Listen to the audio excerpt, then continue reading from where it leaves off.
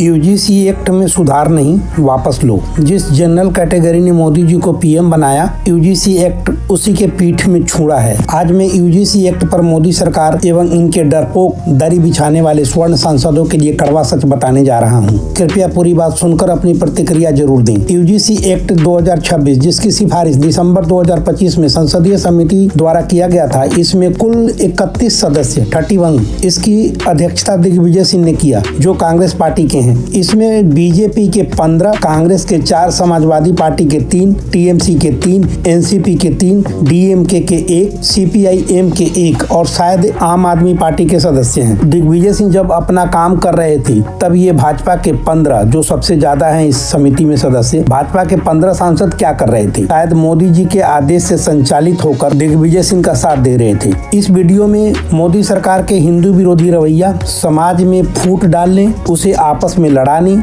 एक दूसरे को अस्थायी दुश्मन बनाने जैसे खतरनाक रवैया पर भी बोलूंगा और खुलकर बोलूंगा। लेकिन इससे भी ज्यादा भाजपा और एनडीए के स्वर्ण सांसदों के गुलाम सोच पर प्रहार करूंगा। कृपया ध्यान से सुनिएगा। यूजीसी एक्ट पर मोदी जी के रोल पर तीखी बातें भी करूंगा, जिस पर वो अंत तक यानी पूरा बवाल मचने तक अपने मुंह नहीं खोले। अब जो भी चेंज आएगा उसका श्रेय तो माननीय सुप्रीम कोर्ट को जाएगा, क्योंकि माननीय सुप्रीम कोर्ट ने इस पर फिलहाल रोक लगा दिया है। हमें पूरा उम्मीद है आगे जो फैसला आएगा वह सर्व समाज के लिए प्रेम और सौहार्द बढ़ाने वाला होगा। मैं सत्येंद्र तिवारी, आपका दोस्त, आप सभी को सादर प्रणाम करता हूं और आपसे विनम्र निवेदन भी कर रहा हूं कि मुझे सब्सक्राइब करके अपना आशीर्वाद जरूर दें। कृपया इस वीडियो को ज्यादा से ज्यादा शेयर करने का कष्ट भी करिएगा। ग्रंथों आदि से लेकर आज तक इतिहास गवाह है कि हम स्वर्ण ईश्वर की असीम अशेष अनुकंपा और अपनी तीक्ष्ण बुद्धि क्षमता के बल पर किसी भी कार्य को पूरी एक्यूरेसी के साथ अतिशीघ्र कर दिया करते हैं। आजादी के बाद से सत्ता के लिए माकूल माहौल बनाने से लेकर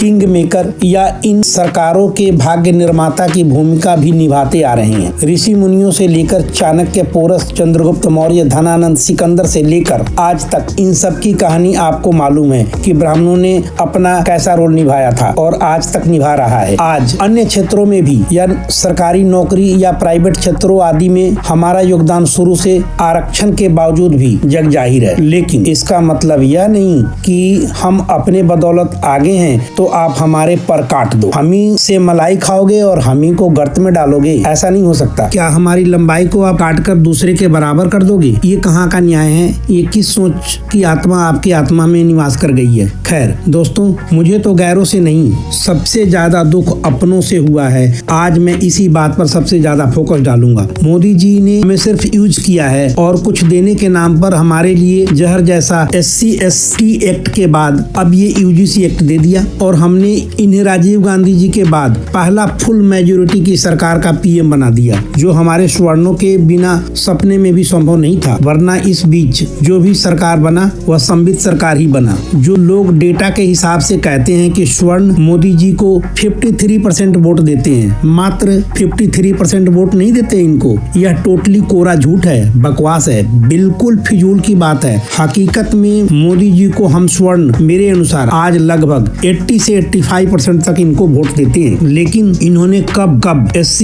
ST, OBC को क्या क्या दिया उसका भी लिस्ट आगे गिनवाऊंगा। ऐसा नहीं कि हमें मालूम नहीं था, लेकिन हमने कुछ नहीं बोला, उसे सहा, संतोष किया और इनका झंडा उठाकर फुल जोश में हर अगले चुनाव के लिए तन मन धन और श्रम से सहयोग एवं समर्थन दिया और इनके लिए दरी बिछाया। आरक्षण के बावजूद भी हम बढ़ते जा रहे थे। शायद ये बात इनको मन ही मन सता रहा था, तो इन्होंने हमें शिक्षा से वंचित करने और समाज में आपसी विद्वेष के साथ जीने का पूरा इंतजाम इस यूजीसी एक्ट में करके हमें दे दिया। ऐसा भी नहीं कि मोदी जी को ये सब कुछ मालूम नहीं था। इन्हें सब कुछ मालूम था भैया, इन्हें सब कुछ मालूम होता भी है। इनके बिना पत्ता नहीं हिलता इनके मंत्रिमंडल में। इन्हें क्या नहीं मालूम था? वैसे इनकी बात पर हम कितना क्या कहें। मुझे सबसे ज्यादा दुख मोदी सरकार में भाजपा के 91 स्वर्ण सांसदों से है, जो भाजपा के कुल 240 सदस्यों का 37.9% और एनडीए के कुल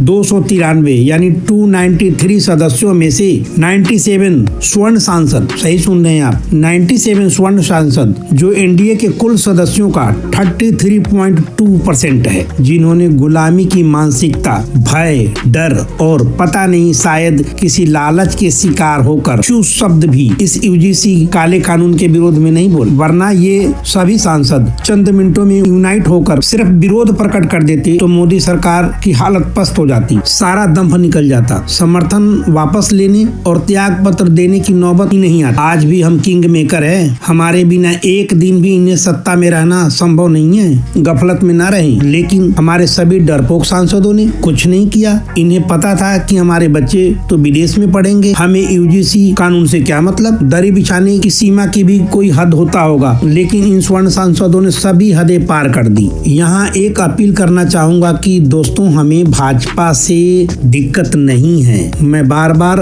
आपको ये बात आगे भी बोलता रहूंगा कि हमें भाजपा से दिक्कत नहीं है। दिक्कत तो मोदी जी, अमित शाह जी जैसे शीर्ष नेतृत्व से है। हम स्वर्ण संकल्प करें कि इनको अब से सत्ता तक नहीं आने देना है, कभी नहीं आने देना है। भाजपा योगी आदित्यनाथ जी को भावी पीएम चेहरा घोषित करे। अब हम उन्हें पीएम देखना चाहेंगे। हम अपनी मान मर्यादा को अक्षुण्ण रखते हुए किसी टुकड़े टुकड़े गैंग या सनातन विरोधी पार्टियों को किसी भी हालत में समर्थन नहीं दे सकते। हम सनातन धर्म और राष्ट्रवाद से कोई समझौता नहीं कर सकते। अब मोदी जी के उन उपलब्धियों को बता दूं जो अभी चंद मिनट पहले आपसे बताने का वादा किया था। इन्होंने हमें कुछ नहीं दिया, हमें कोई दुख नहीं हुआ और हम हर बार चुप भी रहे। लेकिन अब जब पढ़ने पढ़ाने और समाज में प्यार मोहब्बत से रहने के अधिकार को भी अप्रत्यक्ष ढंग से छीनने पर उतारू हो गए, तो हमारे लिए शांतिपूर्वक लोकतंत्र के दायरे में रहकर विरोध और आंदोलन करना असंभावी हो गया। जिन मोदी जी को हमने पीएम बनाया और आज भी हमारे स्वर्ण सांसदों के बदौलत ये सत्ता में हैं, उन्होंने एससी एसटी ओबीसी के लिए क्या क्या किया, उनमें से कुछ को बताने जा रहा हूँ। बार बार इस बात रिपीट करना पड़ रहा है मुझे। हम स्वर्णों ने मोदी जी को पीएम बनाया, आते आते पीएम बनने के बाद ओबीसी आयोग को संवैधानिक दर्जा दे दिया, जबकि स्वर्ण आयोग नहीं बनाया। हमारे स्वर्णों में भी काफी संख्या में निहायत गरीब हैं और अपनी मान मर्यादा एवं आत्मसम्मान के कारण किसी भी लाइन में नहीं लगते। कोविड के समय मैंने ऐसा अनेक बार देखा। हम लोग किसी के आगे हाथ नहीं फैलाते, इज्जत से जी तोड़ मेहनत मजदूरी करके, हृदय विदारक परिश्रम करके अपनी बहु बेटियों का मान मर्यादा अक्षुण्ण रखकर जीवन जी रहे हैं। जब कहीं से कोई आशा न बचता है तो भूखों मरना पसंद कर लेते हैं, लेकिन किसी के आगे हाथ नहीं फैलाते। ऐसे में हमारे इन स्वर्णों के लिए मोदी जी को क्या नहीं सोचना चाहिए था, लेकिन काश सोचेंगे क्या। गिफ्ट में अब एससी एसटी एक्ट के बाद यह यूजीसी कानून दे दिया। दूसरा, नीट AIQ यानी ऑल इंडिया कोटा में ओबीसी को 27% आरक्षण दे दिए। तीसरा, ओबीसी के लिए आरक्षण सुरक्षित किया। इन्होंने 105वां संविधान संशोधन करके राज्यों को यह अधिकार दिया कि वे ओबीसी सूची और आरक्षण तय कर सके।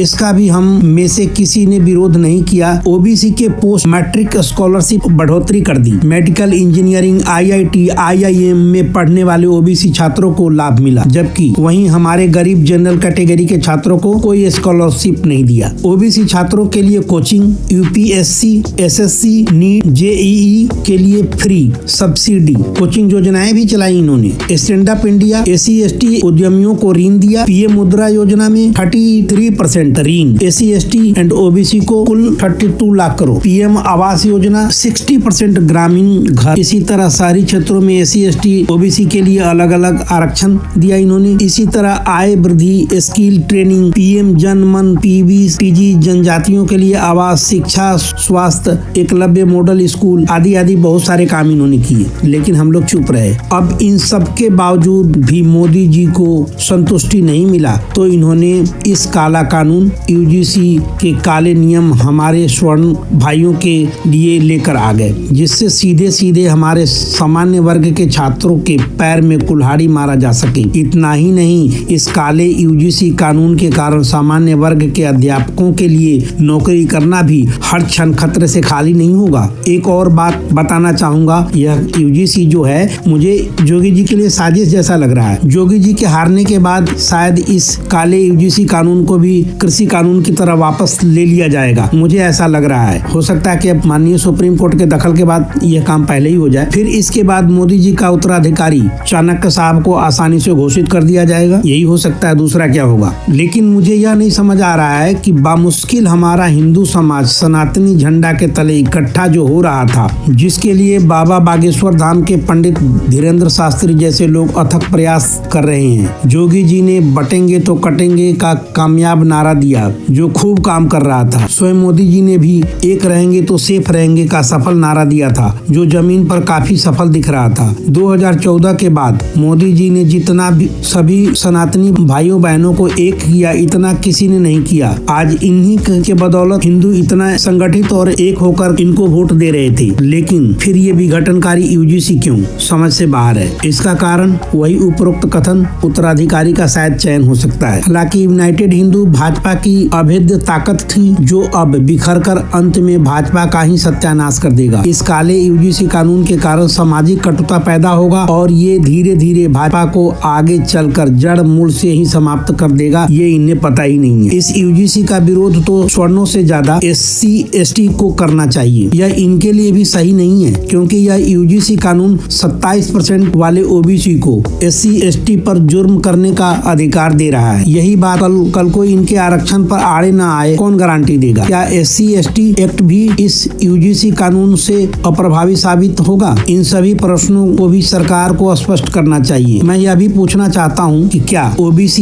SC ST पर अत्याचार या जुर्म नहीं करती। इनके भी बहुत सारे मामले आते रहते हैं। आज के डेट में कम से कम मोदी सरकार में भाजपा के 91 और पूरे NDA में भाजपा सहित कुल 97 स्वर्ण सांसद हैं। इन्हें किसी भी हालत में आगे चुनाव में न जिताएं, यह आप लोगों से हाथ जोड़कर विनती है, क्योंकि ये हमारे हैं नहीं। मोदी जी अमित शाह जी को मार्गदर्शक मंडल में शामिल करवाने के लिए यथासंभव जी जान से प्रयासरत रहे। हम योगी आदित्यनाथ जी को PM चेहरा घोषित करने पर इन्हें मजबूर करें। अंत में दोस्तों, सबसे पते की बात यह कहूंगा कि मोदी सरकार को चाहिए कि हमें पुराने जातिवादी व्यवस्था में न लाए, हिंदुओं को आपस में न बांटे, हमें एक और संगठित रहने दे, हमसे जातिवाद खत्म करके हमें सिर्फ हिंदू रहने दे। हम सभी SC ST OBC जनरल को प्रेम सौहार्द से रहने के लिए भरपूर माहौल बनाकर दे। संविधान के तहत सबको समान अवसर दे, सबको एक समान शिक्षा का अधिकार दे। धन्यवाद।